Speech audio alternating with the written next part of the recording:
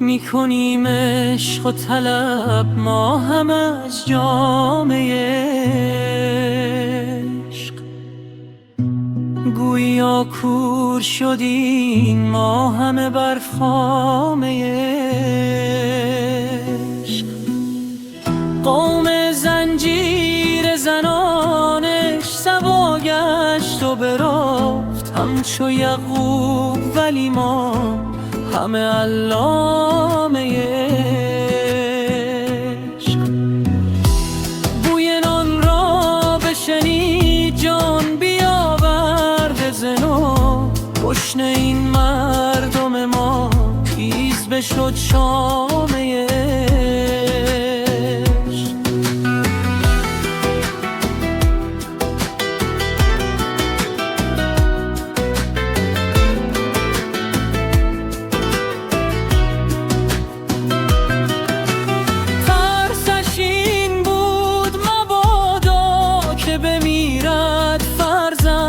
لقمه ای چون نخورد سفته به خون قامه عشق. خیز و بیدار بشو وقت و زمان را کشته است، آن که دنیاش نگون بود من خود کامه عشق.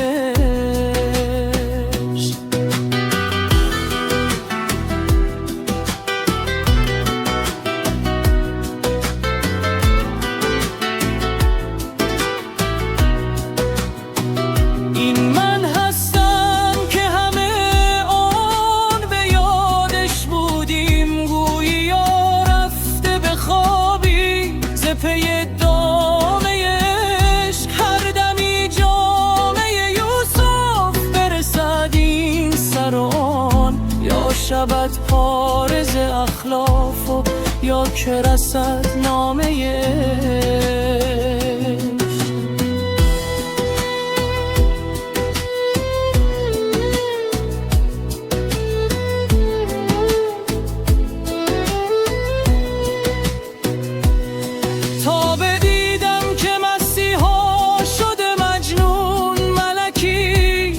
کشیدیم چو شیطان نه به افسانه